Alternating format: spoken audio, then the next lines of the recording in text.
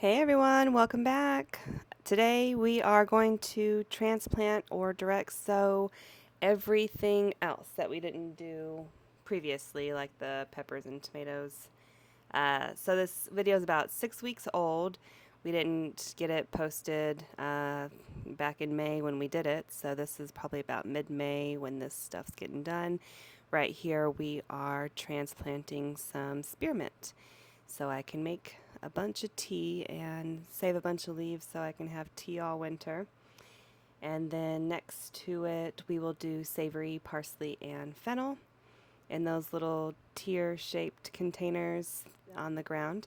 So I just got home from work. I didn't even change out of my work clothes. I just went out and started playing in the dirt. And that's what we're doing here. So that's what this whole video is all about, just getting stuff done, putting everything in the garden, and finally getting it all situated somewhat. And I hope you enjoy.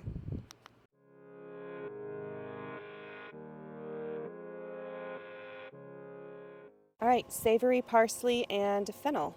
Oh, I misspelled fennel. Oh well. So fennel needs to be buried a 1/2 inch. Parsley was 1/4 inch, and then savory, I need to read the instructions again, I forgot. Okay, savory needs light to germinate.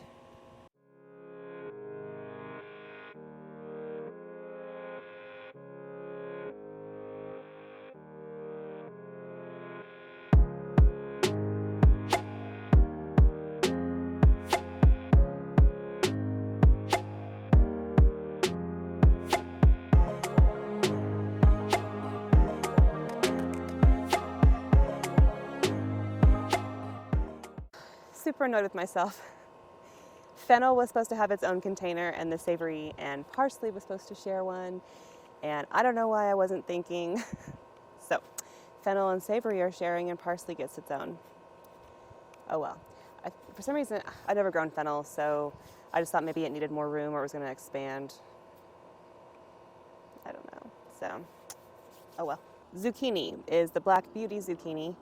Bush cucumber will either be the Dar cucumber from Baker Creek or salad bush cucumber from Burpee, sweet potato.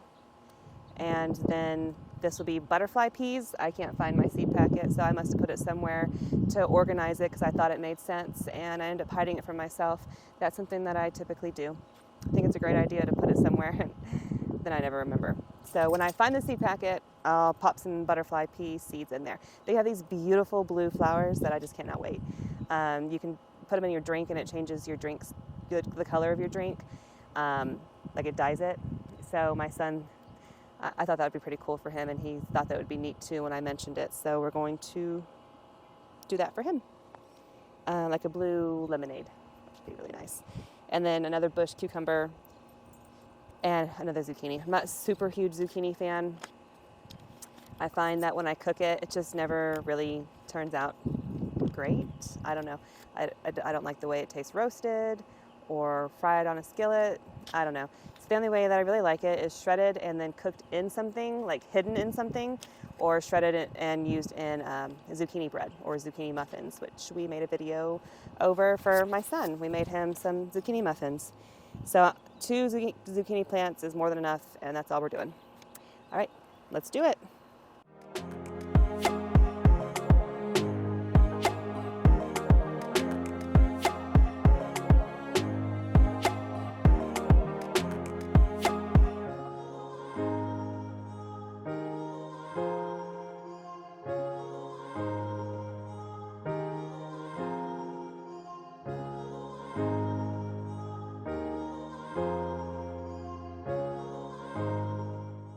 All right, I just planted stevia here.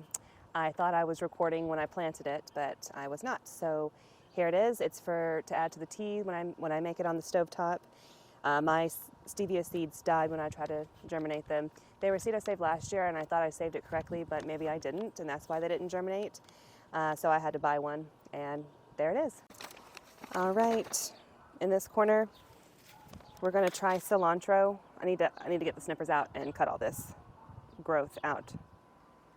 But cilantro in the corner here, they'll bolt if they're in full sun. So I'm hoping that a shaded little corner here, some cilantro will grow up on half of the bag, and then the other half will be some pole beans. I don't need the whole bag for pole beans, just half of it to grow up the trellis. And then got the plan. Hubbard squash as a trap crop for the squash bugs. They supposedly like Hubbard squash a lot. The pumpkin patch is over there, so hopefully on this side of the garden I will be able to capture and kill the squash bugs off the blue Hubbard squash plant, and they won't be over there as much. Wishful thinking, but maybe it'll help a little bit. Sweet potato. And then, so there's 3 bags here. One is in between the 2 trellises. So the middle bag's going to be pole beans, and half of them will come up this trellis, and the other half will come up this one. Or at least I hope to catch it in time to guide them that way. And then this bag, sweet potatoes. Sweet potatoes. Half of this bag on this side will go up the arch trellis. The other half will be some bush beans. And then another blue Hubbard squash in the corner here. I'm not sure if you can see it, but you will eventually. So 2 blue Hubbards, some sweet potato, and some bush beans and pole beans will be over here. So let's get them planted. All right, the pole beans are Blue Lake Stringless FM1K pole. And the cilantro is not any specific kind of cilantro, it doesn't say.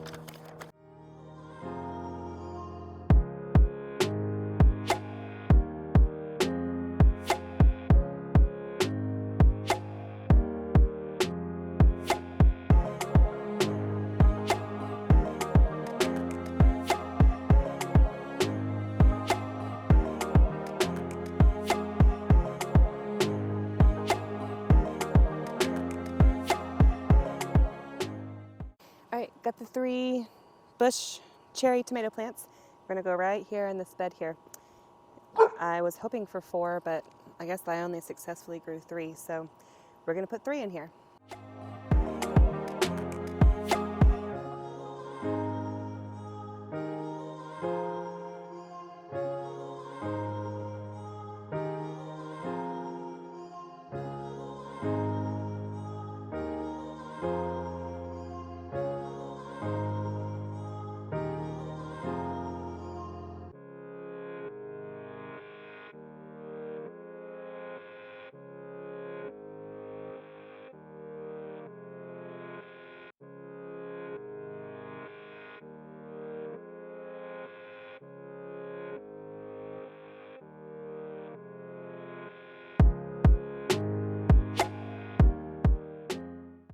There we go. I don't want the leaves touching the dirt because that's a sure way of getting your tomato plants diseased, and if they are not touching the soil, then they're much better off.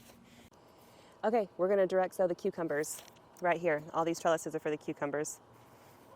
Let me tell you what kind we're doing.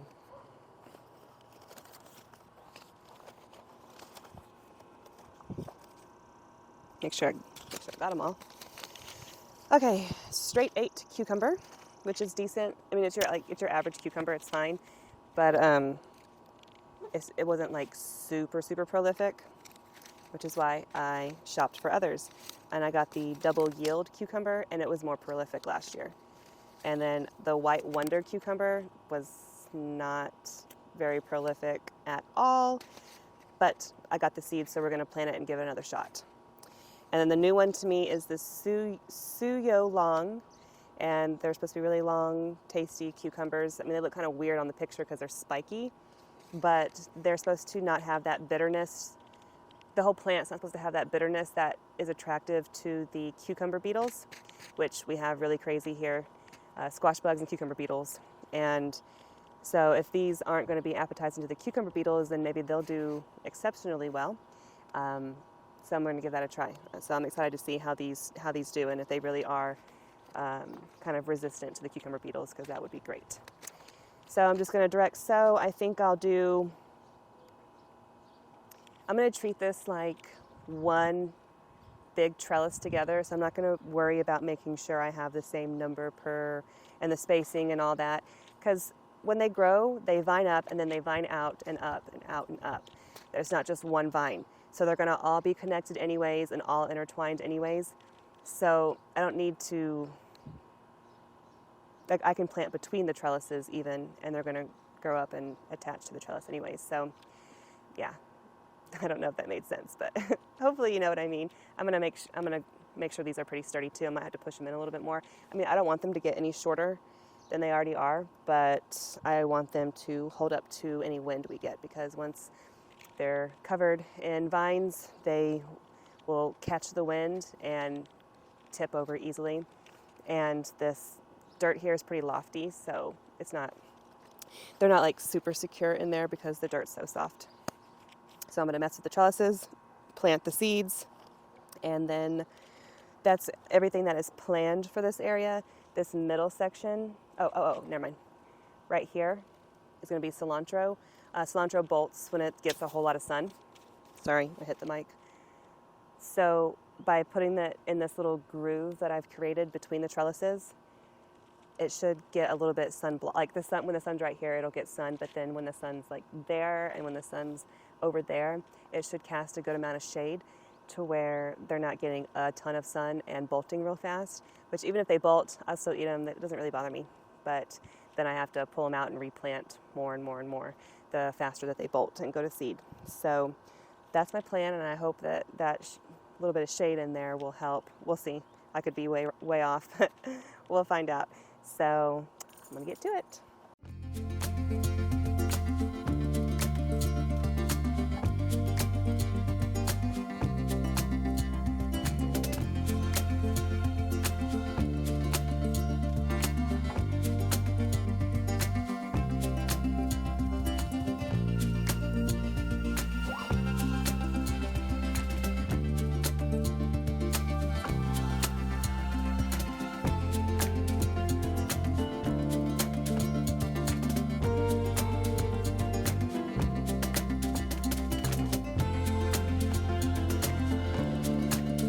Straight 8, probably just this section here, which won't finish this off. There's still a ton of seeds in here.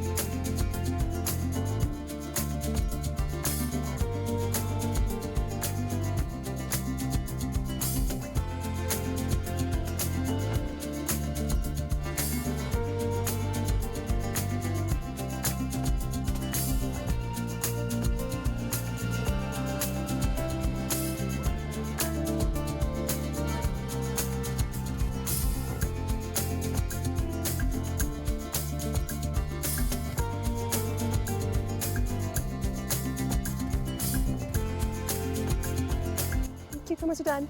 Yay, cilantro time.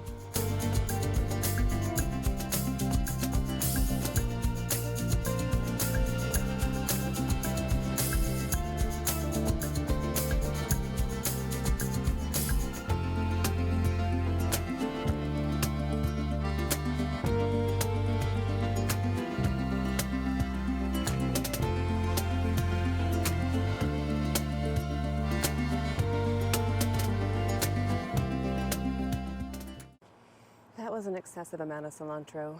It was probably too much, but that's okay. I can probably find somebody to share it with. And the cucumbers, yes, that was a lot, but that was not nearly as many as I had last year. So I'm glad to have that done, and we got to move on to the next area. Does anybody know what that plant is? Whatever it was there last year, because it had a stem and it's growing again, but I don't know what it was. I can't remember anything being over here other than chamomile and nasturtiums. I don't know. Do any of you recognize what it is? All right, let's put some Danvers carrots in these green stalk containers. Danvers carrots is what they sent with the green stalk. So they were free seeds, so they should work. They only get 6 inches long, so should be just fine. All right, once we get several pockets filled with the carrots, I realize that I need to cover these seeds. When you plant carrot seeds, you definitely want to have them covered. That way they stay moist. And so I come up with a pretty good idea. Well, this is fitting. I still have the green stock box that these came in. So I'll use the green stock box to cover the seeds in the green stock.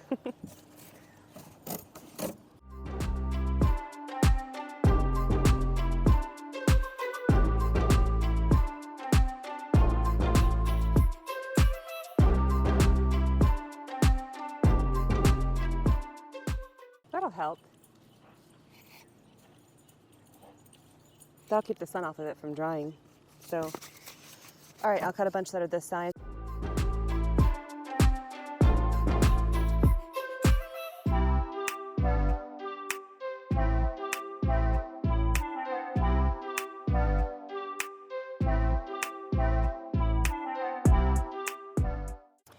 All right, well, I probably could have cut those better or different,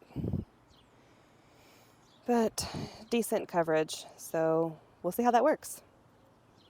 Hopefully they germinate soon, because this is going to be a pain, especially if I take them off every day in water and have to put them back on. All right, sweet potato, pole, beans, and then over on this inner half, bush beans. And then same thing, pole, bush, sweet potato. Or, no, we'll do it different on this one. This bush here, I think it's the aronia bush coming back. I don't know. I mean, that's where it should be. I thought it was a goner. So let's do the sweet potato on the inside, actually. That way it can sprawl that way more and not that way over the bush. And so then on the outside, we'll do pole nearest to the trellis and a couple bush beans on the outside. Oh, and by the way, the sweet potatoes have not arrived. I had some arrive that I got from Baker's Creek, and they arrived like 3 or 4 weeks before I was even able to plant them. But so I already got them in, but the sweet potatoes that are supposed to go in all these grow bags that I've been talking about are not here yet. Rattlesnake pole, burgundy bush.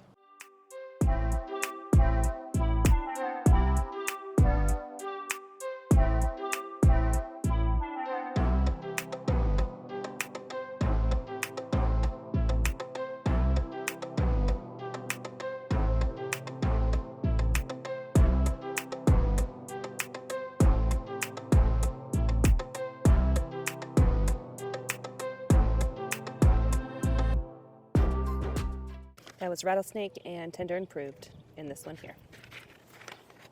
All right, last thing we're probably doing today. It's starting to get a little late in the evening. Crazy because the sun's still right up there in my face. But dahlias here, they'll get pretty tall. So as they grow, I'm going to weave them through this. This came from the arch trellises that are on the fence behind you there. And these are just extra pieces because I didn't want the arch trellises to be any taller because then I couldn't reach when harvesting the pole beans. So I just put this together and was like, I'll see what I can do with it. Something can probably grow up it. And I think the dahlias will be around this height or close. They might make it somewhere in here. So I'm just going to see how it goes. Name of the game, that's how it goes around here. Malabar spinach. These are massively tall mammoth sunflower stalks from last year. I left them outside over the winter, and they are as strong and sturdy as a tree branch. And they're 10 feet or more. I don't even know if you can see. I'll show you in a sec. But they're massive, so we'll see how tall the Malabar spinach gets. But I'm pretty sure these are going to stay put. These are going to be sweet potatoes again, because I bought too many sweet potato slips. I'm going to give some of my sweet potato slips away too, so that way I don't have to plant that many. But I'm allotting a lot of space to sweet potatoes, and I don't even know if I want that many. I don't know why I bought so many slips. Anywho, so we're going to leave these open for now for sweet potatoes, and we'll see what the future holds. Later this month, they should arrive. Some people ship things out way too early. You can't plant them, and other people ship them out too late. So, anywho, so we're just going to worry about these two beds right here. All right, look at the second bag. Follow those mammoth sunflower stalks all the way up. Crazy, isn't it? Massive.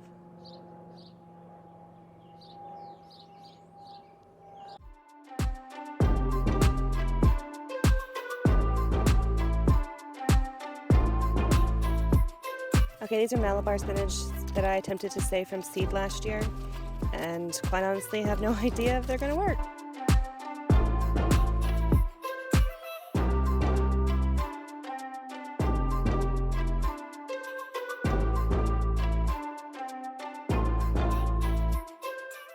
Alright, so I don't have to worry about putting a bunch of holes in. I just kind of pushed them in and sprinkled this on top, so they're technically buried now. Okay, well, thanks for watching. We got a lot done today. We got almost everything we needed to direct sow done. We still have open space that I need to decide. Like I said before in the previous video, my go-to, or maybe it was the garden tour video, my go-to when it comes to filling in space when I have nothing else to plant is usually bush beans. And so I feel like we're gonna have a lot of bush beans, which ended up happening last year as well. So I guess that just means I need to start even more seeds next year. But before it gets too late, I need to get all the watering done. We have drip, but drip doesn't work well for getting the seeds to germinate because you need to just moisten the seed and all around it, above and below it, and sometimes drip is only going to get the seed that's closest to the hole that's dripping out. So I want to give everything a really good soaking, and then when things germinate, I don't have to worry about this as much. I will have to supplement water some things, like I think I'll have to supplement water and babysit the pouch of strawberries that I showed you in the corner there, and babysit the pepper plants that are in the pouches on the wooden bed that we did previous video. Babysit these, of course. They have to be watered every day from up top. Everything else is pretty self-sufficient, unless I start seeds somewhere. So I still have to get the drip set up to everything. Not everything has drip, and some of the drip needs repaired because something decided to chew on the tubing. So getting there, making good progress. Just got a little bit more space to fill in, but we're going to call it quits for today. Get the watering done. So thanks for being here, and I really appreciate you, and I will see you in the next video. Ooh. You see that bee? It was pretty big.